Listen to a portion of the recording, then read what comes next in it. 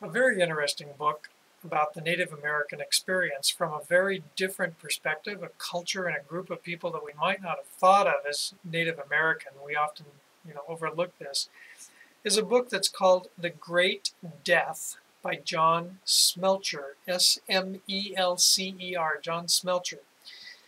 It's a novel, and it properly is more at the readability level for older kids, perhaps upper elementary kids, or off into middle school.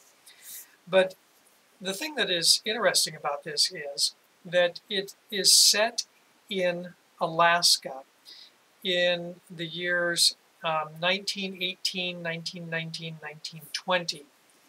The title of the book refers to the influence and the effects of all things, of the Spanish flu on the native peoples of Alaska and the northern Canadian territories, and indeed across the Bering Sea over into the coast of Siberia. We often think about the Spanish flu and the worldwide pandemic of flu that was at that time as largely affecting the United States, Europe, the industrialized world. And indeed, it came right on the heels of World War II, and it killed millions of people. But it truly was worldwide. And the fact that it also reached up into Alaska and the native peoples up there, the Inuits, is a fact that's often unknown or overlooked. It decimated, absolutely decimated the native populations of Alaska right around 1918, 1919, 1920.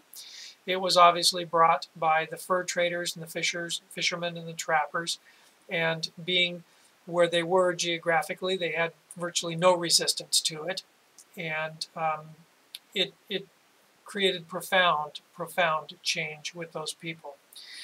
The story of the Great Death is indeed based on that event. It's a fictionalized story, but the story concerns two children, 13-year-old Millie and her younger sister Mara, who find themselves orphaned as a result of the Spanish flu sweeping through their village.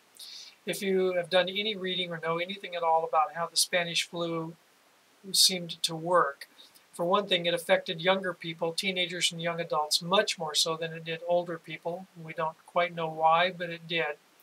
And it came on very, very suddenly. People quite literally could be feeling fine in the morning, be sick in the evening, and be dead by the next morning. It just totally would overwhelm the body's immune system and bring death very, very quickly. And that's indeed what happens in this story.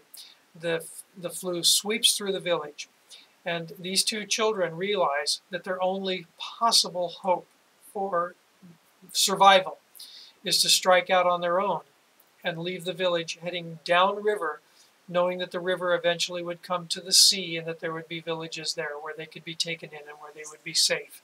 So the story of the Great Death is set in Alaska, and it deals with the effects of the Spanish flu on the native populations up there, a story that is not often known and very little told.